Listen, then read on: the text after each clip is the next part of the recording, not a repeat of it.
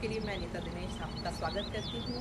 आज बात करेंगे एक ऐसे प्लांट के बारे में जो ऑलमोस्ट तुलसी के बाद हमारे यहाँ हर घर में पाया जाने वाला, लगाया जाने वाला प्लांट है। और हम में से ज़्यादातर लोग इस प्लांट को लगाने का जो उनका मुख्य उद्देश्य होता है वो होता है रेगुलर पूजा के लिए फूलों को पाने का। फेमिनिटी, डिविनिटी यानी कि स्त्रीत्व का प्रतीक इसके फ्लावर्स माने जाते हैं। इसीलिए हमारे यहाँ इसको नवरात्र के दिनों में देवी को ऑफर करने का प्रचलन है। और हमारे सारे टेम्पल्स में, हमारे घरों में नवरात्र के दिनों में हम सब ये चाहते हैं कि हम देवी को गुड़हल के फूल चढ़ाएं, हाइबिस्कस के फूल चढ़ाएं। पर होता क्या है कि कई बार समय से इनको तैयार न करने से हमारे प्लांट्स में उस फूल या तो बहुत थोड़ी तादाद में होते हैं या होते ही नहीं हैं। क्योंकि गुड़हल का जो प्लांट होता है ये एक हैवी फीडर होता है। इसका मतलब इसमें रेगुलर फ्लावरिंग के लिए आपको इसको फीड देनी ही पड़ेगी, क्योंकि इस प्लांट्स की जो रिक्वायरमेंट है वो ऐसी है कि इसको रेगुलर फीड की ज़रूरत होती है। अगर आपके कंपाउंड में, आपके घर में हाइबिस्कस का प्लांट लगा हुआ है तो आप देखेंगे कि ऑलमोस्ट गाहे बगाहे उस पर बर्ड्स का, बटरफ्लाइज का आना जाना लगा रहता है। इनका सैप बहुत मीठा होता है और बहुत सारी बार, क्या ज़्यादातर बार बहुत ज़्यादा पेस्ट इन्फेस्टेशन का शिकार ये प्लांट होता है। आज मैं आपको अपना तरीका बताऊंगी कि किस तरह से मैं अपने प्लांट्स को प्रिपेयर करती हूँ कि वो ज़्यादा से ज़्यादा फ्लावरिंग कर सकें। ये एक आसान तरीका है और अगर आप इसको अभी से कर लेंगे तो आपको नवरात्र के दिनों में आपके प्लांट में अच्छी तादाद में फूल मिलेंगे।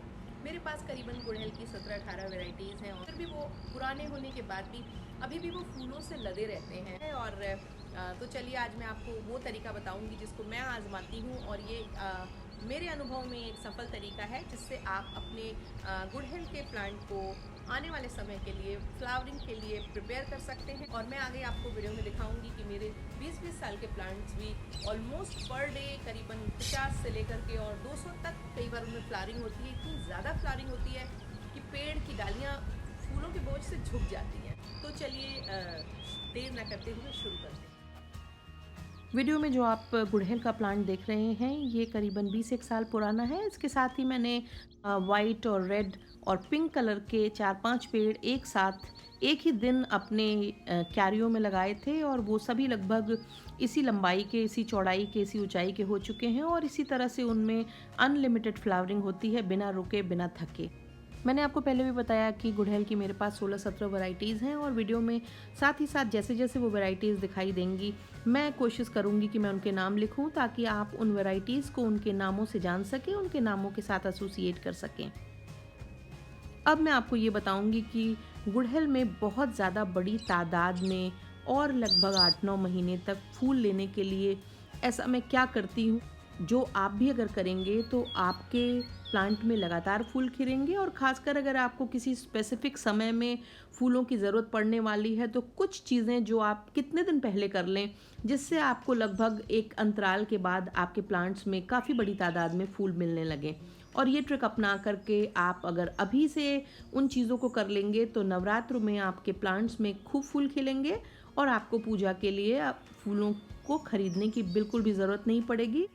फर्टिलाइजेशन करने के पहले हमें अपने जो पॉट्स हैं जिनमें हमने गुड़हल के प्लांट्स लगाए हुए हैं या इनकेस आपने ज़मीन में लगाए हुए हैं तो आपको काफ़ी आइडिया होगा। अगर आपके पास पॉट्स में लगे हुए हैं तो सबसे पहले अपने पॉट्स की मिट्टी में बहुत ही अच्छे से टिलिंग और वीडिंग कर लें।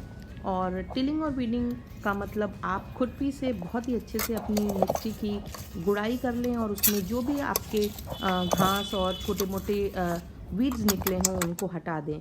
टिलिंग जो होती है वो वीड्स को तो डिस्ट्रॉय करती ही करती है, साथ ही साथ ऊपर की लेयर में अगर आपने जो पिछली बार फर्टिलाइज़र डाला था, ऑर्गेनिक मटेरियल डाला था, जो सूखे पेड़ पत्ते वगैरह आपके ऊपर टॉप सॉइल पे पड़े हैं उनको वो नीचे की तरफ ले जाती है और मिट्टी के संग मिक्स कर देती है। और इसके साथ ही साथ ये ऊपर का जो हार्ड एक क्रस्ट बन गया होता है, स्पेशली अभी जब लगातार बारिश हो रही थी उसके बाद जब मिट्टी सूखती है तो वो ऊपर एक हार्ड क्रस्ट बना देती है और ऐसे में उस क्रस्ट को ब्रेक करने का काम करती है, जिसकी वजह से वो पानी का जो मूवमेंट होता है पॉट्स में और एयर का जो मूवमेंट होता है वो बहुत ही ज़्यादा बेहतर हो जाता है। और ध्यान रखना होगा कि जिस समय आप ये क्रिया करें उस समय बारिश ना हो रही हो, बारिश हुए 2-3 दिन बीत चुके हों और आगे भी आपको सेम डे या अगले 2-1 दिन तक बारिश होने की संभावना ना हो, तब आप इस प्रक्रिया को करें। इस प्रक्रिया को करने के बाद 2 दिनों के लिए अपने पॉट को वैसे ही छोड़ दें, सो दैट कि उसमें एयर और वाटर का जो मूवमेंट है वो प्रॉपर हो जाए। फिर प्लांट की थोरो वाटरिंग करें, और इस मौसम में अगर आप एक दिन थोरोली वाटरिंग कर देंगे तो आपको ऑलमोस्ट 2 दिन तक, अगर बहुत ज़्यादा धूप में नहीं रखा है प्लांट, तो आपको वाटरिंग की ज़रूरत नहीं होगी।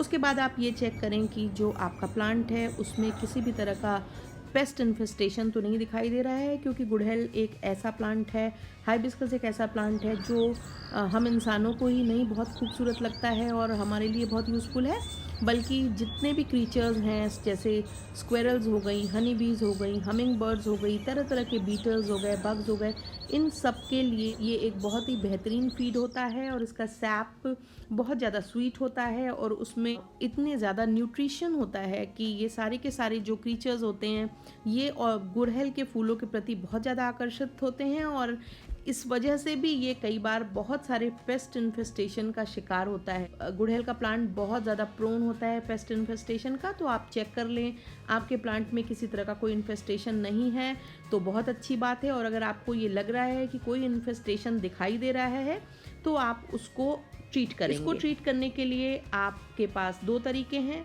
अगर आपका इन्फेस्टेशन प्लांट में बहुत ज़्यादा हो गया है तो आप उस प्लांट को तुरंत अलग रख करके और ट्रीटमेंट को शुरू कर दें।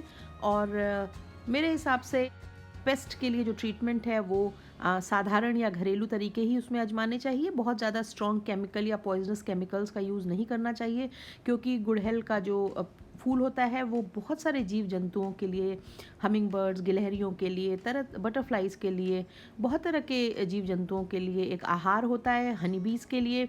और अगर हम इनमें पॉइजनस केमिकल यूज़ करते हैं तो वो केमिकल उनके शरीर में पहुंचता है, जिसकी वजह से दिन पर दिन उनकी संख्या के घटने का जो बहुत बड़ा कारण है वो यही है। और आपने बहुत जगह पढ़ा होगा कि हनी बीज की धीरे धीरे संख्या ख़त्म होती जा रही है।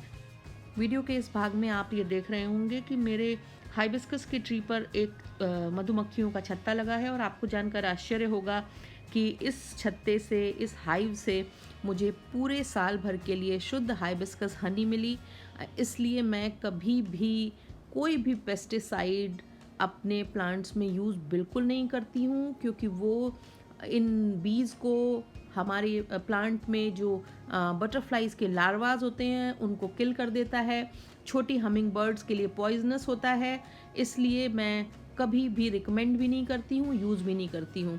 इन सारे छोटे जीवों को इससे जो नुकसान पहुंचेगा वो इरिवर्सिबल होगा, जबकि प्लांट तो हम दूसरा भी ले सकते हैं। अगर आपके प्लांट में छोटा मोटा इन्फेस्टेशन है तो कई बार तो वो पाइप की बहुत तेज बौछार से ही अपने आप ही ख़त्म हो जाता है, क्योंकि मेरा मानना है कि अगर आप रेगुलर वाटरिंग करते रहें पाइप से तो प्लांट्स की जो लीव्स होती हैं उनमें बहुत सारे कीट, बहुत सारे कीड़े मकोड़े उस पर नहीं रह पाते हैं और वो बह जाते हैं। इस वजह से पाइप से पानी डालना, अगर आपके पास जगह है और आप ऊपर की मंजिलों में नहीं रह रहे हैं जहाँ से नीचे पानी गिरने की समस्या होती है, तो आप अपने प्लांट को ऑलमोस्ट वीक में एक बार तो बहुत अच्छे से वॉश करें।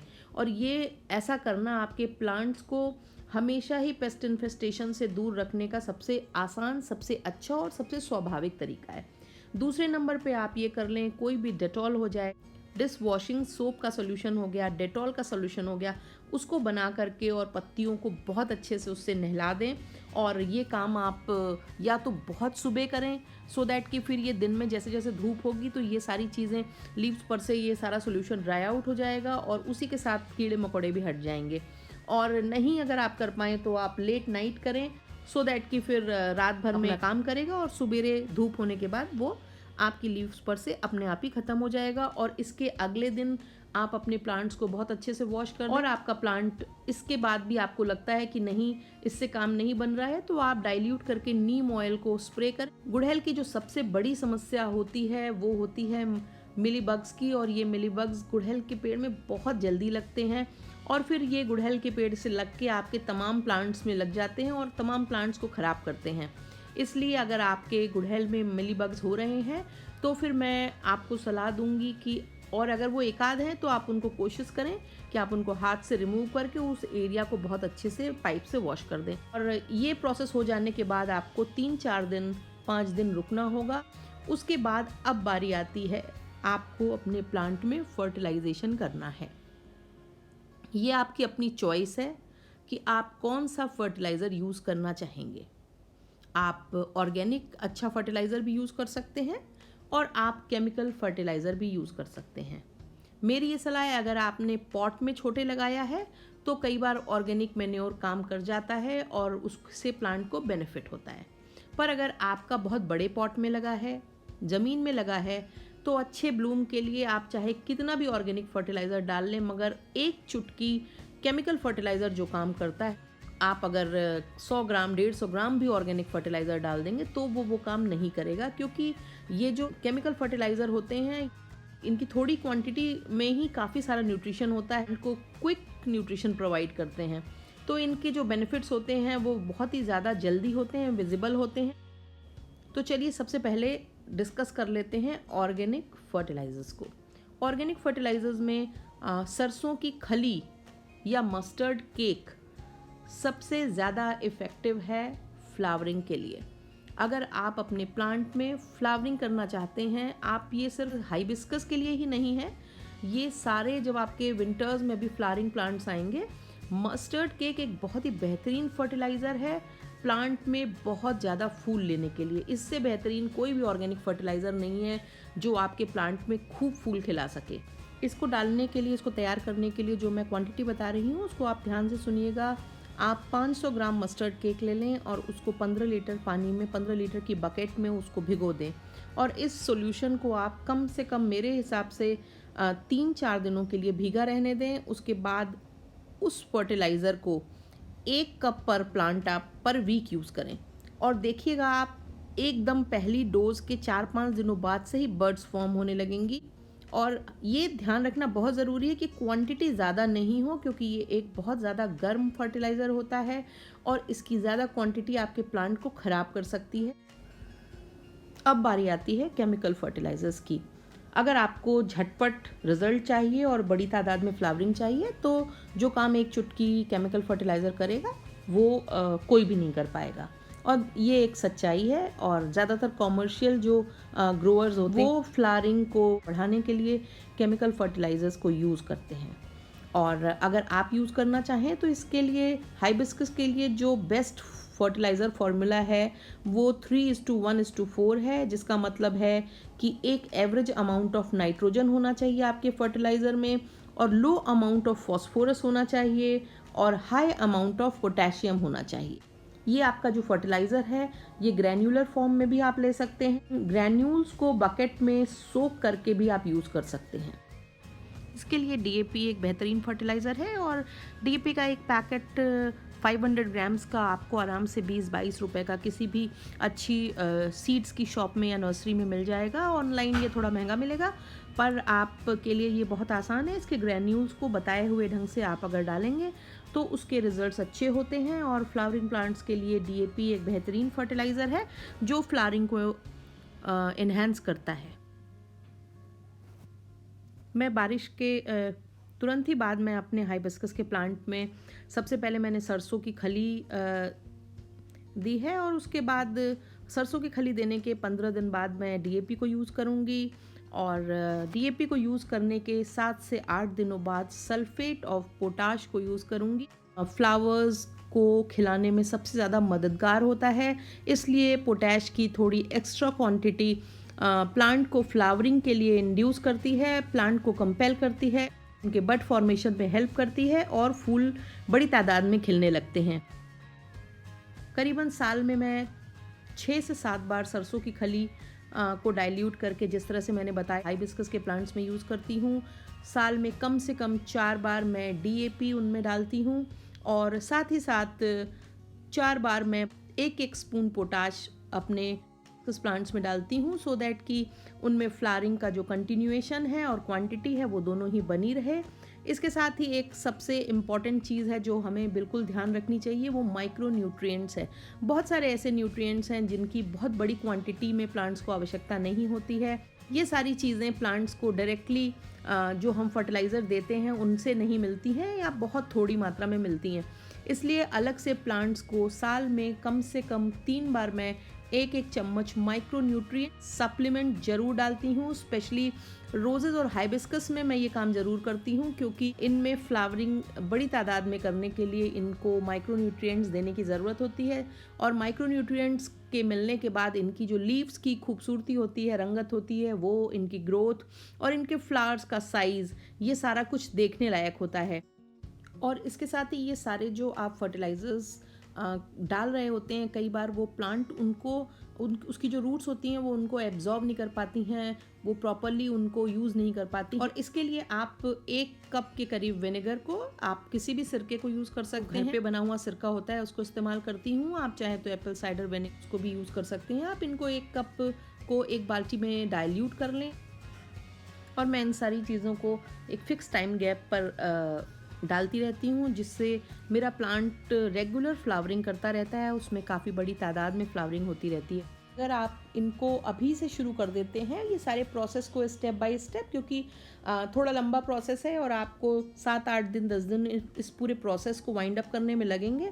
उसके बाद आपका 10-12 दिन बाद से प्लांट आपका रेडी होगा, उसमें बर्ड्स फॉर्मेशन शुरू हो जाएगा और फ्लावर आने लगेंगे। इसलिए आप इस काम को अभी से शुरू कर दें और जब तक आपके नवरात्र आएंगे, जब तक आपका पूजा का समय आएगा, तब तक आपके प्लांट में प्रॉपर फ्लावरिंग होने लगेगी। 12-13 दिन का एक ये प्रोसेस है, जिसको अगर आप पूरा कर लेंगे तो आपके प्लांट में नवरात्र में अच्छी तादाद में फूल खिलेंगे और आपको अपनी पूजा के लिए बाजार से फूल लाने की ज़रूरत नहीं पड़ेगी। गार्डनिंग को लेकर के आपके जो सुझाव हैं उनको आप मैसेज के माध्यम से, कमेंट्स के माध्यम से आप मुझे बता सकते हैं। अगर आपको मेरा वीडियो पसंद आया हो तो मेरे वीडियो को लाइक करें, इसे शेयर करें, मेरे चैनल को सब्सक्राइब करें और बेल आइकन दबाना ना भूलें, ताकि आगे जो भी मैं अपडेट्स करूँ वो आप तक पहुँचे। Thank you very much.